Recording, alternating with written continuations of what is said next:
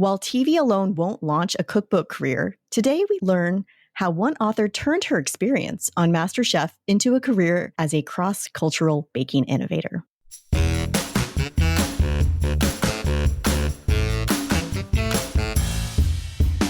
Welcome to Everything Cookbooks, the podcast for writers, readers, and cooks. I'm Kate Leahy, and I'm here with Molly Stevens.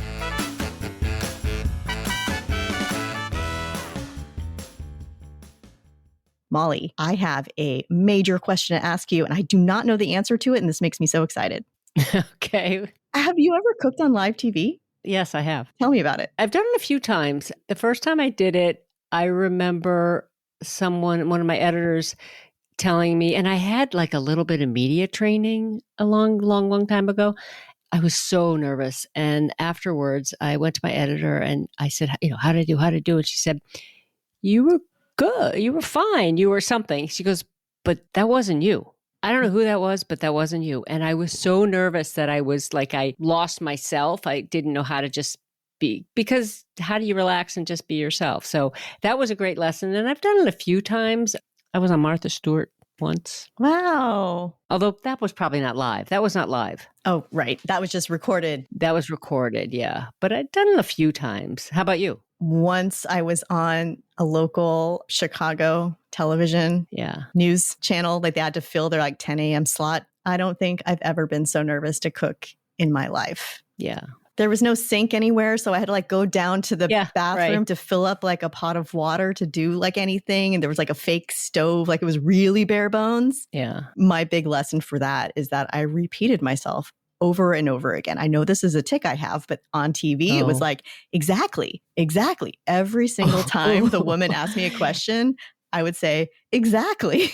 It's like me. I say everything's interesting. No, but it's really hard. I mean, the nerves alone, I think some people just are better, training or no training. Some people are just naturals, I guess. Right. And I think today we're going to be talking to somebody who is a natural personality for food media. Yeah. Hetal Vasavada grew up in New Jersey in a family of fantastic Gujarati home cooks. I mean, she was raised on chai and cardamom spiced shortbread and sweet puddings, and I'm sorry that I wasn't a neighbor. Then she moved to the Bay Area, and we should have crossed paths because we lived in the same building at some point, and we never did until later. It's just one of these crazy small world stories. That's so funny. That's when she started really pivoting into making food her profession. Eventually, somehow, she landed on Gordon Ramsay's MasterChef. So we're going to ask her about that too. Wow, that's crazy. That's hardcore reality television. Seriously. After MasterChef, after her TV success, she created a blog called Milk and Cardamom, which she became very known for. It's also the title of her first cookbook. And she has recently come out with her second cookbook called Desi Bakes.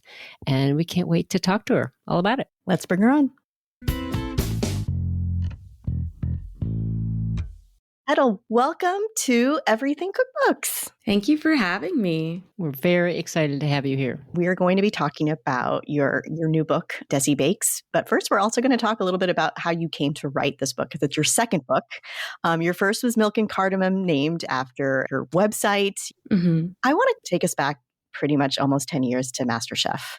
You're doing a different career completely. Yeah. How did that even happen? I wanted to say, in Desi Bakes on page 146, you have a recipe for that apple char pie that was basically, you said that's how you got your apron to get on. The origin story. Yes. Yeah.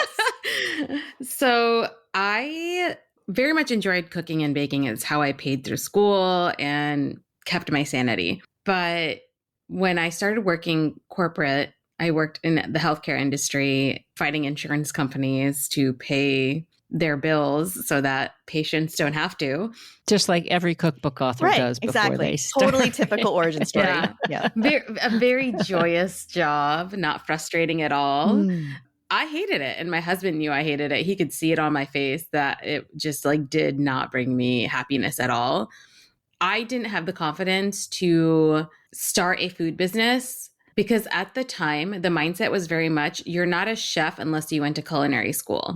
You're not valuable or don't have the skill if you didn't go to culinary school. I think that mindset went on for a long time. I think it's starting to phase out now. That idea that you can't be a culinary professional without a degree. Yeah, interesting. Yeah. And I was like not going to go back to school, to be honest.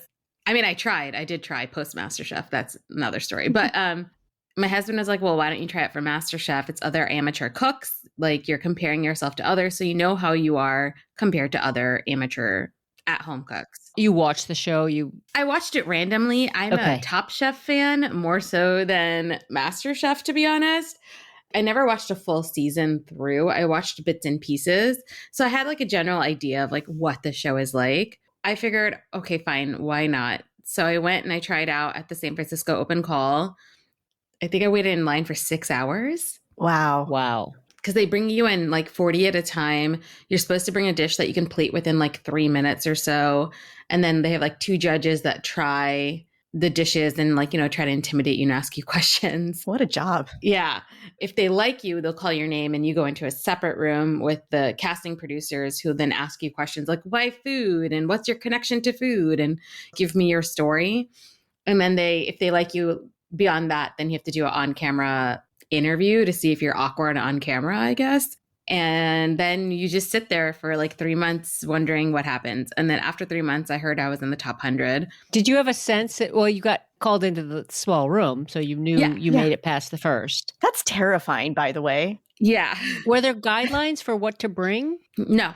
Wow. No. People I made a pistachio and white chocolate tart with cardamom and like something really easy and quick. So it was like a pistachio crust with white chocolate ganache and like a cardamom whipped cream. And then I just sprinkled it with more pistachios and called it a day. Okay. The lady next to me made mushroom soup, but unfortunately after 6 hours in a thermos, it turned gray. Oh, yeah. The guy next to me brought a toaster and tried to like chop up vegetables for a taco in 3 minutes and plate it. Disaster. Wow. But yeah, almost everyone brought something savory. I think I was the only one in my group of 40 that had dessert. And the fun thing is when we were waiting to talk to the casting producers, everyone pulled out their extras and everyone is like, you need to pull out yours. I heard the judges talking about it.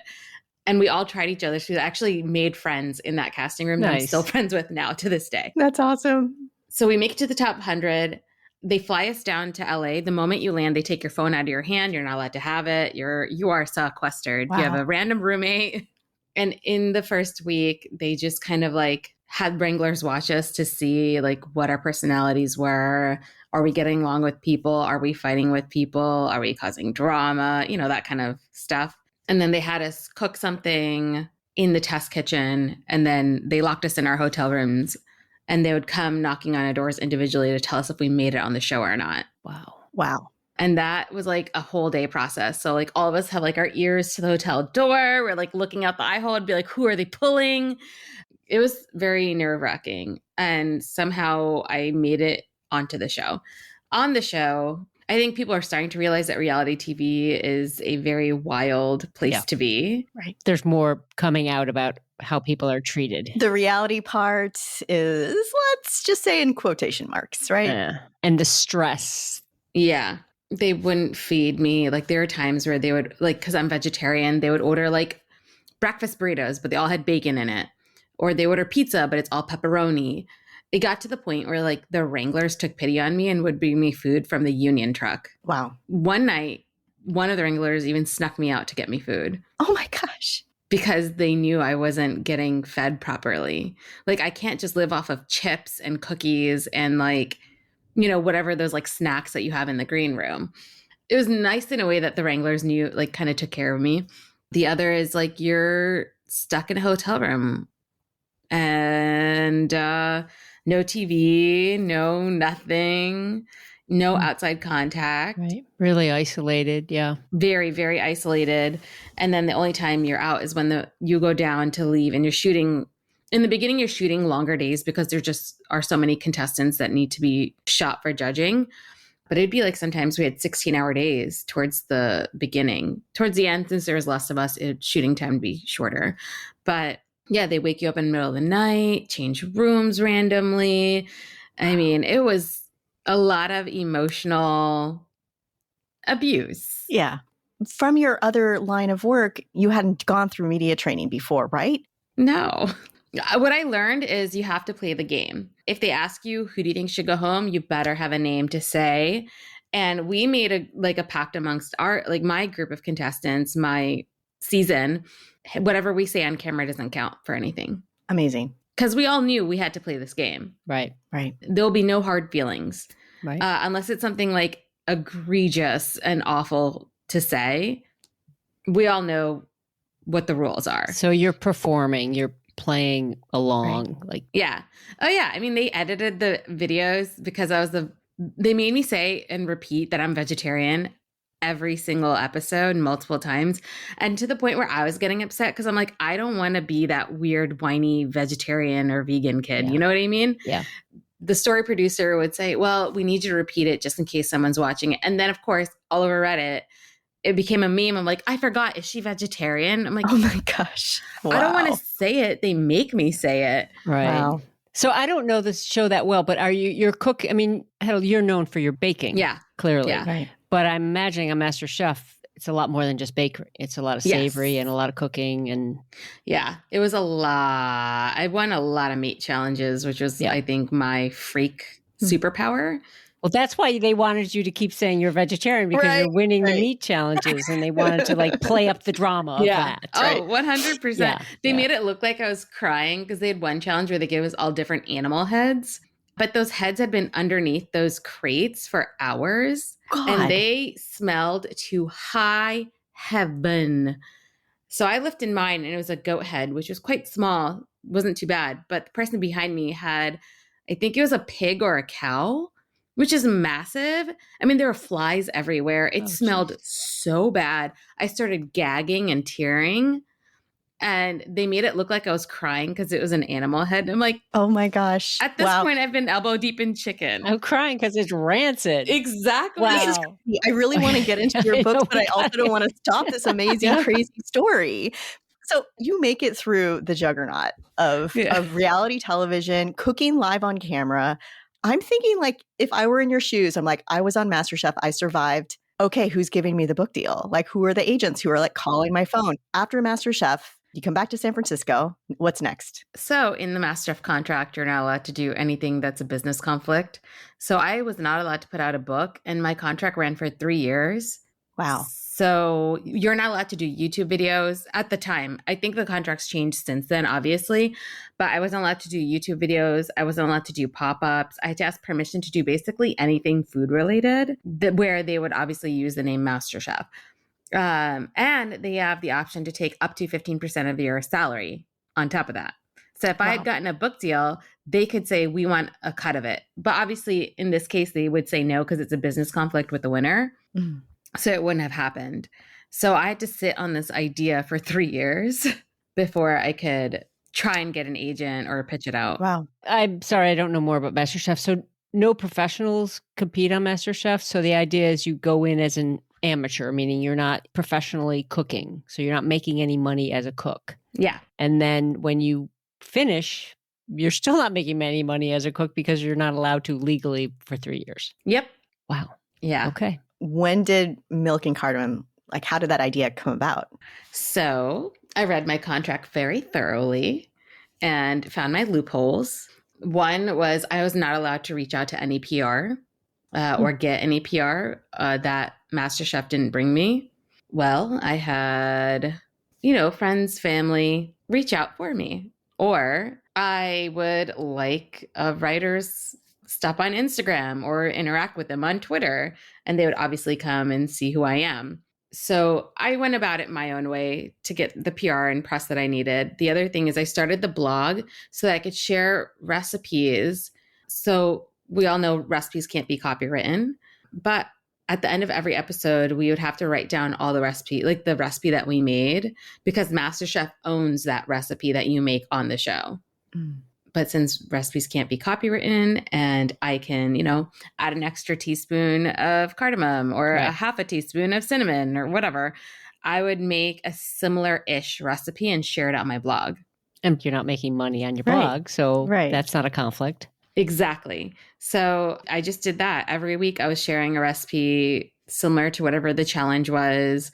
I was live tweeting every episode. I was, trying to take the 15 seconds of fame I knew I was going to get and trying to establish myself in the industry. This is when like Sunbasket and Blue Apron and Plate Joy and all those meal kit companies started popping up in the Bay. They all needed recipe developers. And they would love to have, MasterChef, Hetal Vasavada as the recipe developer here. So I started doing recipe development for a lot of startups and brands here in the Bay on top of that. And that's where I was able to kind of move myself in the food world, but in a very, I guess, convoluted way. Right. Or non-traditional, because most folks that go on MasterChef want a restaurant. They want a very traditional, I want to own a restaurant. I want to be a celebrity chef. And that was not the vibe I was going for. Right. No, that's really smart. And one of the things when I met you is that it seems that you just also know everyone. Like if I'm in a restaurant and I run into you, there's already 10 people who are all of a sudden your closest friends. You're very good at being warm and generous with your time and talking with people. So I feel like that network you build, that's really served you well through these years. Yeah. Does it come natural to just be that person? I am a yapper. I love to talk.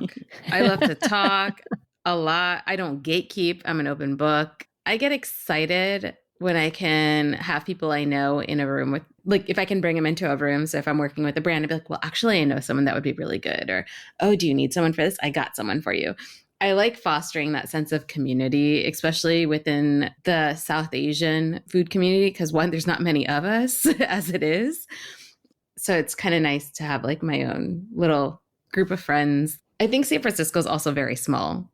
Yeah, we lived in the same building, but we didn't know it. Right?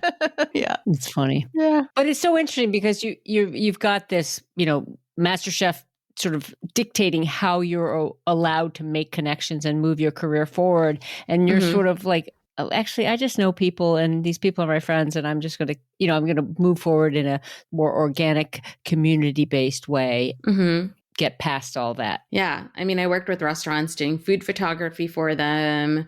When DoorDash started, they needed photos of every single dish to be put on their website, right? Right. I went and did those. I did a lot. I met so many folks in the food community in SF that way. It was amazing. So 4 years after MasterChef, the book happens, right? 4 or 5 years, something like that? Yeah. 4 years after, I was working at a food startup doing marketing and account management for them. The startup was going to go, Away. They were running out of runway. So I was trying to see if I could get this book deal, and I could not get an agent for the life of me. That surprises me.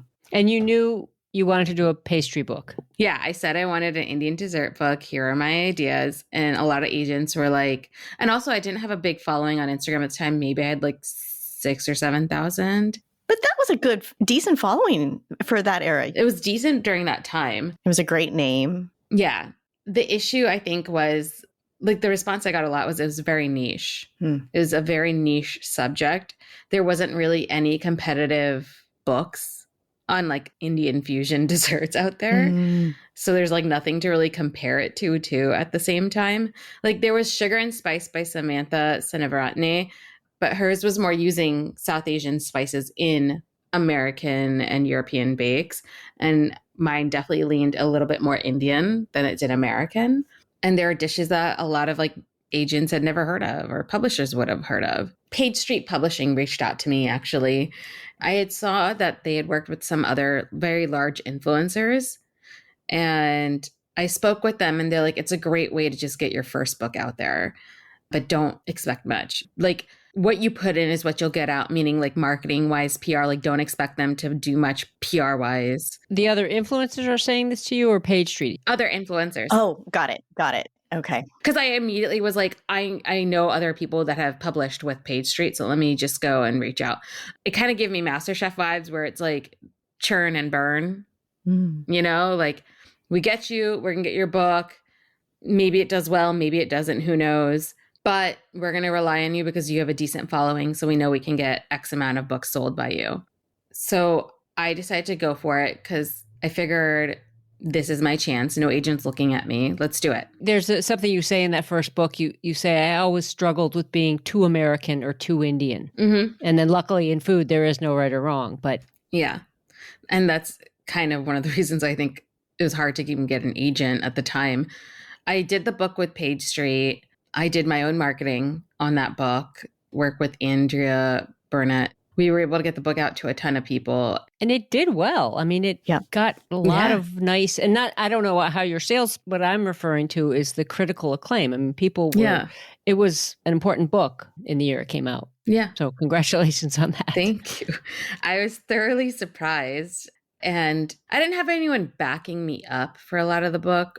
I think that was one of the things with Page Street is very much like, send us the photos, send us the manuscript, we'll spell check it and move on. I think the editors are working on a lot more books than they can probably handle.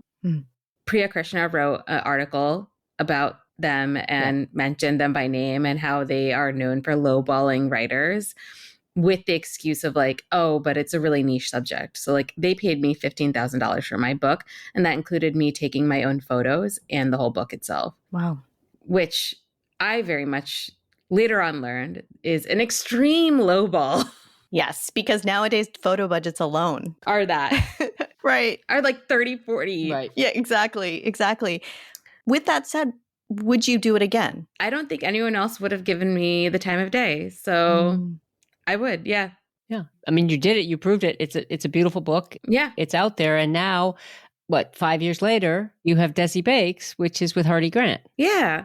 And I loved working with them. It was a night and day. Different process, right? And you're represented by an agent. Mm-hmm. Kate introduced me to. We were talking at a event at like the fancy food show. My friends, Ethan and Ori from Burlap and Barrel, had like a little wine bar event. So I went and I met Kate there. She's like, so who's your agent? I'm like, I don't have one. And she's like, what?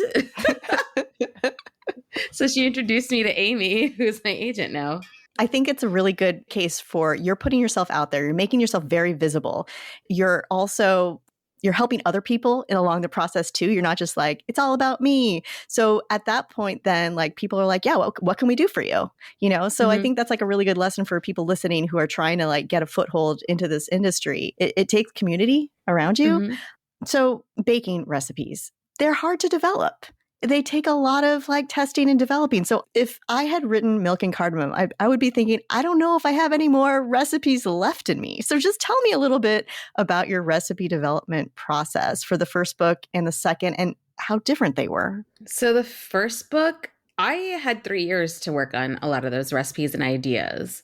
So it was much easier to me because they're all things that I had already made or was like working on. I had a long time to do it. For Desi Bakes, I had ideas, but I hadn't made most of them. I would say maybe like 20 or 30 recipes were things that I had under the belt that I knew were going to be a success, version 1.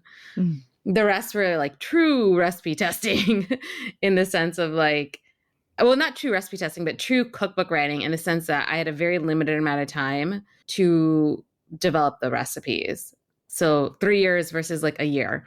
And you don't have this store of recipes that you've been working on for years. Exactly. It's that second book. I know exactly what you're talking about. And the stress of like, well, I don't want to make something too similar to what I made in the first book. And like, can I put another, brownie recipe in this book? I already put a brownie recipe in the previous book. Like those kind of like second guessing and getting in your own head. It's something I don't think people realize is like writing a savory book and a baking book are so different because in a savory book, if you like don't like the taste of it, you could just adjust the seasoning as you go.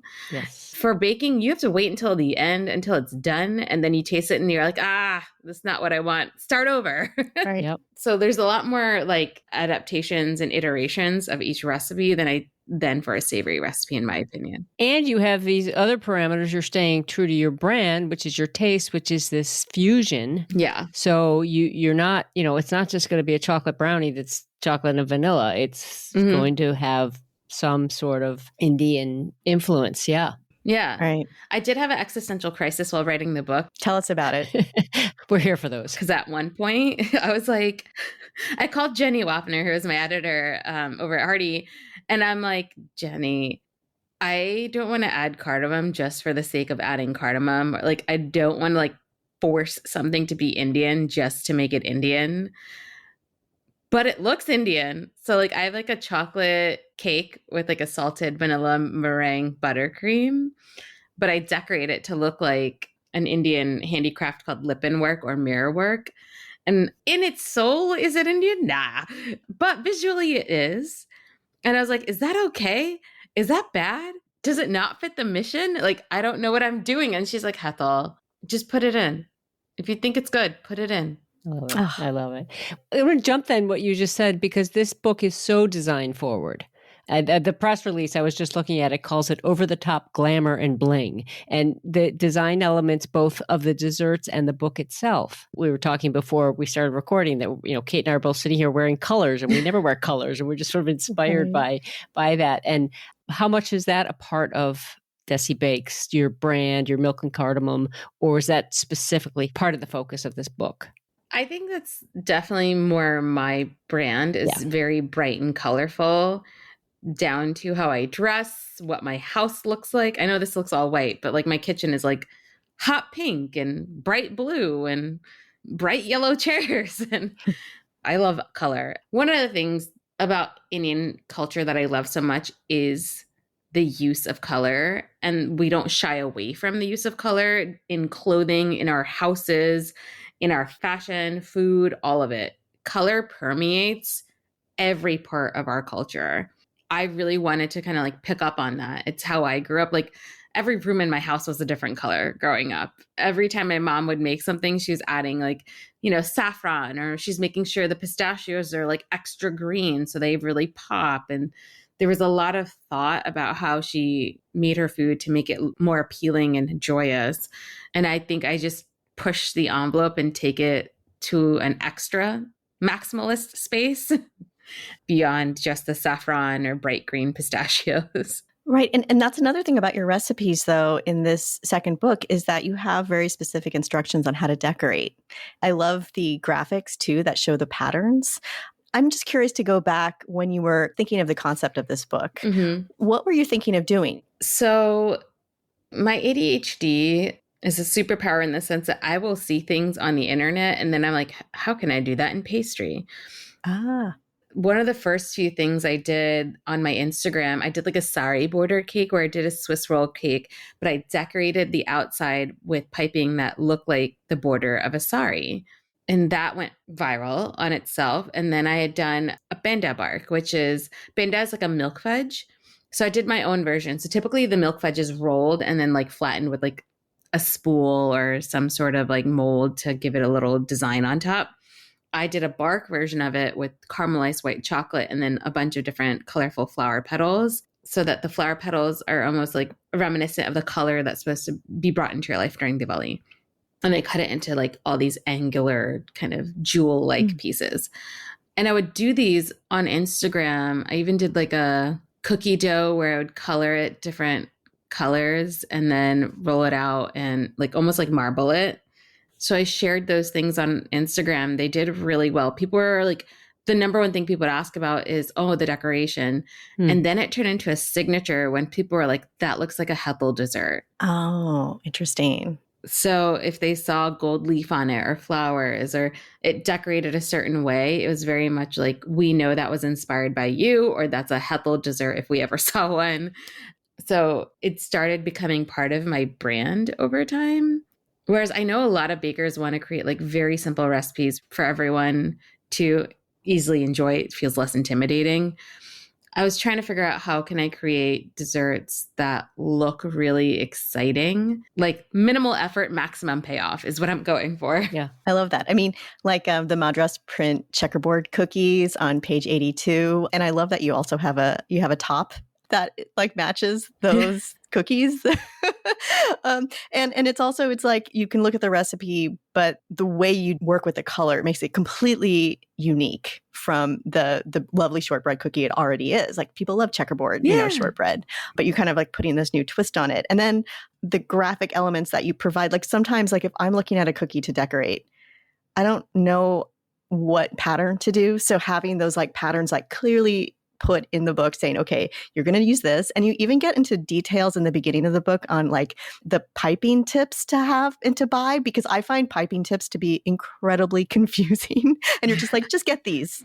Yeah. And those are the ones I use, because if you try to like, get all these numbers, and it can get a little confusing. Yeah. Like you could say star tip, but like what size star tip? Right. Exactly. And what might be small to somebody might be large to somebody else. So, But it's interesting because I sometimes there's some baking books that I look at and I think, because I'm not a huge baker and I'm certainly not a big decorator, and I'll be like, those books aren't for me. But Hetal, you managed to do something here where I'm thinking of like the spice cake, which is sort of a gingerbread, recognizable as a gingerbread.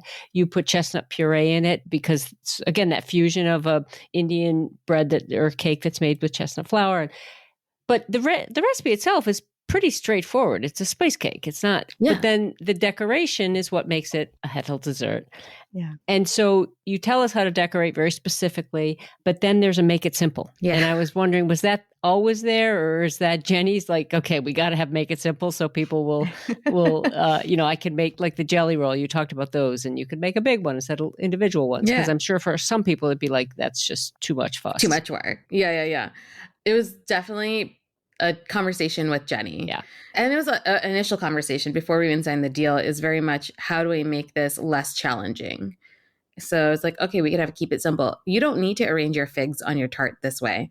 You can just dollop all the whipped cream and pile the figs on, and it'll still taste great. Mm-hmm. This is just if you want to really wow and like you enjoy the aspect of decorating the way I do, go for it. Like, this is a fun way to do something. That tart, I got to say, is stunning. Stunning. Thank you. Let's talk about the photos, because you also shot all your photos for both books. When did you learn food photography? It was post MasterChef. This is when like really good photos wowed the internet, right? Mm-hmm. Like this is when all it took was one beautiful shot and you could get your photo all over Instagram. Oh, those days. I miss those days. Me too. Me too. I took a short like food photography workshop here in the city in the dog patch. And it was like a 1-day workshop where they taught you food styling and food photography, but then how to run a business for food photography, how to charge, what your contract should include, all that kind of stuff. It was actually very helpful. And I'm very happy I went. But I learned a lot. And the thing they said was just play around. So I would just take photos just to take photos in the beginning. It would just be like a bunch of beets or carrots or, asking restaurants and brands like, hey, if you send me your product, I'll take a bunch of photos and then you can have them for free, just to kind of practice and learn. And then over time, I started investing in better camera gear. I started with the Canon T2 DSLR. I even taped a little cheat sheet on the bottom of it where it was like aperture, does this, and exposure does this, and so that I could always like look and then over time, obviously it becomes muscle memory. And then I invested in a better camera and lighting equipment, which I still don't use because I like natural light more. Like finding your style, right? Like I'm not an artificial light person. I like natural light. Sometimes there's shade. Sometimes it's harsh. It's fine with me. And over time, I started really enjoying it. I think my favorite part is editing photos, actually, more so than taking photos. In terms of cropping and filtering and highlighting and contrast and all of that fun stuff. Yeah. Like cleaning it up in a really... so it looks like how I want it to look. I don't interrupt, but I imagine editing on a really deep level is going to make you a better photographer as well. Yeah, just like writing. Because as you edit, you're developing your eye and you're seeing the light. And then next time you're shooting something similar, you're like, oh, I can see how that's going to look in edit. Yeah. Or you know what to let go of and what to not let go of when you're photographing. Like if there's like a small smudge or something, like it's fine. I can clean that up. Cool. But if it's like too bright, I know that's not going to work. I need to find something else. Like we can't do this. I guess it's like desserts, right? I like decorating. I like editing. It's the making it pretty part. That also adds a layer of complexity to reaching your deadline, though, when you are developing recipes, testing recipes, writing a book, and shooting it. Tell us about the timeline for Desi Bakes. So I signed the deal in September of 2022. I went to India in February the next year for a month for inspiration, photography, get some photos and whatnot. And then it was go time. So between March and August, it was recipe testing and writing time. So what I like to do is I work on one recipe at a time. I hop around between chapters. I don't do like, I know there's some people that are like, I'm going to do all the drinks this week or for the next couple weeks. I'm going to focus on just the cakes. I hop around based on what I'm feeling. And then I will start recipe testing. And once like my V2 feels right, I'll make my last version for photography based on what I think it looks like or what it should vibe with. That's what I did. So this time I hoarded a bunch of dupattas, which are like the fabric that you wear with Indian clothes. I bought a bunch when I was in India. I borrowed a bunch from friends and family here in the Bay. I bought a bunch of really bright backboards because I knew I wanted like a very vibrant, colorful background. I kept the plates very neutral, and a lot of like the dishware is very neutral so that the food is not competing with the plateware. So I knew the vibe I was going for. I wanted to have like organic vibes with the way I lay out the dupattas and the fabric. And I wanted to focus very much on the desserts. So it's recipe test until whatever version is right, make it again, photograph it, and then I'll edit everything at the end of the week. So whatever I made through the week is what I'll edit on like a Friday. So then I'm just continuously adding images to it. Oh, okay. As time goes on, I'll put them all in one folder and then I'll look at them to make sure like one's not darker than the other, that they all kind of look like they're cohesive and don't look too much like each other. Mm-hmm. Right. And making sure at that point you can look at what's going to be in each chapter and say, oh, I have too many pink backdrops in this chapter. I need to add a darker moment or something like that as you go. Yep. I bet that feels good, though, probably to be making progress on the photographies at the same time. Otherwise, it's like that. It just helps you feel like the book is coming to life as you're going. Maybe it's like inspiration to keep going because sometimes like Word documents can be kind of like, oh, like it's like, oh God, is this ever going to like be a book? Oh my God. My entire book lives in an Excel sheet initially. My first sheet will have all the recipes that I need to make. And then I'll say recipe done, tested, like did someone test it for me, photographed. And then I'll like exit through. And then I have like a little add up of like, X many recipes done, X many photos done, how many is left? And then over time. You're project managing yourself. That brings up a question, Hetal. That recipe list, because of you were talking about some of the challenges of developing these recipes, did you have a full recipe list when you wrote the proposal? I did. How much did that change? I had the entire list done, but then as I was actually making these things, some of them just didn't work out or some of them just didn't make sense. Like, I think I had like a jalebi croquembouche that I was like, no one's going to make this. Let me just leave this out. Or some recipes that literally just didn't work. So then you have to come up with something else to put into that place. So that's part of that whole Excel. Mm-hmm. And then those are all linked to tabs where it has all my, recipes as like, here's what I did for iteration 1, what I did for iteration 2. So I can watch and see what I did and I'm not losing my mind. Right. And that just comes from my like chemistry background. That's how we would do experiments in the lab.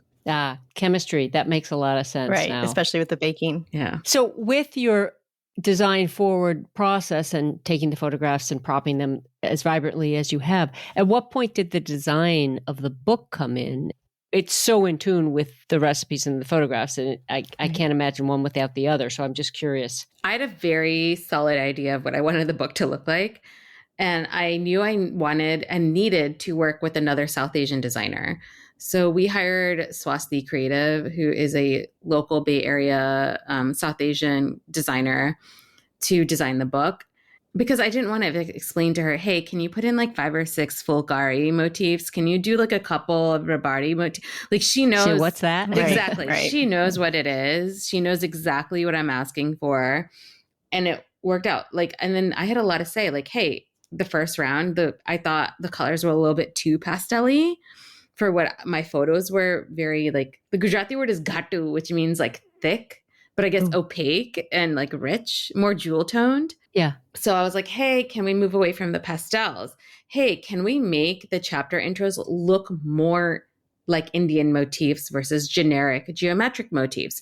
Hey, can we make sure that like this naked space has something there, like a design element? And like, I trust you to put something that you think will fit right. And the end papers are amazing. The end papers really are great. That was fully designed by Swasti because I'd given her, I have a linen collection that I came out with a small business here in the Bay called Kapus. She works with block printers in India, whom I visited when I was in India. And we have a very vibrant, happy, like aprons, tablecloths, placemats, all the above. And I sent her the block print samples that I had gotten. And she took those and created those end page designs. That's great. I was wondering if it was based on fabric or something like that, because it does have this, like the colors, the geometry of it. And it's also kind of throughout, and it reflects in the patterns that are on the dessert. So it all really works well together. Yeah. Yeah. I could see this book being something that was really important to be hands-on with design throughout the process. Mm-hmm. And it was great because Swasti was really, anything I said, she put in and like edited, and she pushed back when needed. Like the end pages initially, I wanted it to be one of the block prints itself. And she's like, Hetal, it doesn't vibe with the rest of the book. It's a little too vibrant compared to like what we have. And if you do the pages too vibrant, like you're going to lose the font. So I was like, okay. So she came up with that design and I was like, I love it. Just kidding. I like yours better. That's always a good feeling. It picks up on the chapter openers and right. Yeah. Let me ask you about the title of the book, and also if you were thinking of doing a subtitle. What was the discussion about title and subtitle? I actually wanted to call it something else. I wanted to like kind of go along the whole blank and blank. Like I was like saffron and sprinkles, but that's someone else's blog name. And me and my sister sat for hours trying to think of a name for this book. And then I succumbed to the Desi bakes. Titles are so hard. It is what it is. It works. Was it More Milk and Cardamom? Right. Milk and Cardamom Part 2. And they're like, no, we're not going to do that. And I was like, okay. Yeah. And I didn't want to do like blank and blank. Like as I thought about it, I'm like, oh, then it changes the branding of myself. I think this is a good way to go about it. Sure. Right. Because Milk and Cardamom is on the front, is on under your name. Yeah. That's your brand is still there. Yeah. Which is nice.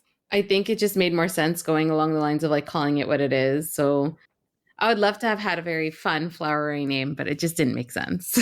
Before we wrap up our conversation, I want to talk a little bit more about the recipes and the flavors that you're combining. I mean, using saffron in certain instances that maybe other people who hadn't baked wouldn't have thought of using, or white chocolate used in sort of unique ways. How does your mind work when it comes to these flavor combinations? I mean, it's probably what got you on MasterChef to begin with. Yeah, Spice Queen.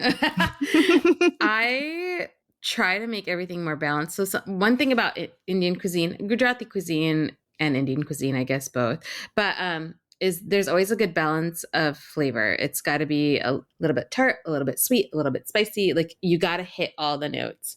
And when it comes to desserts, I feel like it's got to hit warm. If you have fruit in it, you got to make, like, I don't want fruit to just have fruit. I want the fruit flavor to actually mesh well with whatever the rest of the flavors are. So they kind of play off each other. I like nuttiness in a lot of my desserts and a little bit of saltiness, right? Sweet, salty, nutty, fruity. That's the vibe I'm going for. And my husband jokes, he's like, your fruit desserts are always the best, because I want it to have kind of that vibe for everything. And then I figure out what are some spices that will play well with these fruits or the main ingredient that I'm trying to highlight in a dish. A good example is I have a tender coconut cake with cardamom in it, but the amount of cardamom is very small compared to how much filling there is. And it's because cardamom is a strong flavor that plays very well with coconut, but it can easily overwhelm, especially young coconut. And I want it to be like coconut first, maybe a little bit of cardamom, like aroma wise, but it should always be coconut as a star. With the dark chocolate fig and anise and fig go really well together. And then it's a shortbread crust, so you got a lot of butter. So I wanted the fig and the dark chocolate to cut through that, and dark chocolate tends to have a tartness to it. So the tartness in the chocolate will cut through the buttery crust, and the anise will play off the fig, and it just kind of all makes a nice, well-rounded flavor. I'm getting kind of hungry right now. I know. And I'm also thinking, Hel, that you're the type of person, if you're out or you taste something, you can often will be like, what is that? I know that's something, but you can identify it, I'm guessing, but you also get really excited when you taste something that is in a balanced combination that surprises you and you remember it. Oh, yeah. And then think, how can I incorporate this into my next cake, tart, drink, sweet? A technical question on the recipes I have is that you have a lot of these notes for making it eggless. Yeah. And that's another layer of complexity when you're developing. How did you make that work? In a lot of Hindu high holidays, we don't eat eggs. So the top question I got during my first book is, how do I make this? I still get it to this day. Like 10 to 15 questions a day of how do I make this eggless? Even in my last recipe, I literally put how to make it eggless in the caption, but you'll read in the comments 10 people asking me how to make it eggless. It's just a very common thing within the Hindu culture. Especially because a lot of these are celebration desserts. Yes, right. So exactly. People are making them for You're holidays. anticipating this question is going to be asked, so you're making it easy by saying, this is what you need to do. Exactly. Yes. Make it simple, make it eggless. So I came up with a bunch of, one, I'd figure out what's the purpose of the egg in that bake. So if it's moisture, I use a lot of vegan mayo or sour cream or yogurt, depending on like what it is. Vegan mayo is a great egg substitute. And then I do aquafaba and anything for egg whites. I do a concentrated version so that there's more protein in it. It's never going to be as much protein as an egg white, but it's enough to kind of give it structure. But you don't want to shake the cake around. It's not going to hold up. There are some things that you have to kind of like give up when you do make things eggless. But I think most people who do eat eggless know that that comes with it. And I think you use silken tofu along with the aquafaba places too. I think my stomach just rumbled. I like that, though, about reducing the aquafaba and making it more concentrated, which is like a really good tip. Before we let you go, we want to ask, what's next? Do you have any news that you can share? Is there another book in the works? You're going to just like live with this book for a while? I am so ready for book number 3. Like I have 3 concepts that I love that I'm like talking to my agent about, and I'm like, what do you think? One that I wrote during the pandemic and no one picked up on, which was I wanted to do a full Gujarati cookbook, like a traditional Gujarati cookbook. Sweet and savory. Yeah. Just like a full encyclopedia of like Gujarati food that I grew up with, because unfortunately, as globalization occurs, a lot of these recipes are being lost. People aren't making them anymore. So I wanted to like have a way to kind of save it, especially because the cuisine down to where you're from is different. Like I picked up a Gujarati cookbook recently from Omnivore. It is so different. Like the Gujarati food that she cooks and makes is so different than what I grew up with. And it's just because she's from a different region of Gujarat than I am. So I wanted to kind of highlight the region I'm from, which is the farmland of Gujarat. The other idea I have is like a nice garden to table. So this goes hand in hand with how I grew up. My mom and dad like grew a full garden of Indian produce in their backyard. And I think a lot of immigrants do this when they come to America, is grow the produce they don't have access to at your regular grocery store so that they can continue making the foods from home. So I want to do like a part gardening. So it tells you how to grow these things and, you know, the zones and tips and tricks and et cetera, and then what to make with it. And then substitutes you can use, because I know not everyone's going to want to grow everything. So like, okay, you don't want to grow elephant ears, but you can use spinach or collard greens or whatever it may be. I'd love to do maybe a savory bakes. Oh, Nice. that could be a great follow-up too. Yeah. Well, when you do, we'll have you back on. In the meantime, we're going to enjoy some of these flavors, especially in the winter, fall season. It's perfect time of year for that. Thank you so much for being a guest. Yeah, and congratulations on this beautiful book. Thanks so much for having me. Thank you for listening to Everything Cookbooks. For more episodes and ways to contact us, go to our website, everythingcookbooks.com. The show is available wherever you get your audio, and if you like what you hear, please leave us a review or tell your friends. Any book mentioned can be found on our affiliate page at bookshop.org. Thanks, as always, to our editor, Abby Sorquatella. And until next time, keep on writing, reading, and cooking.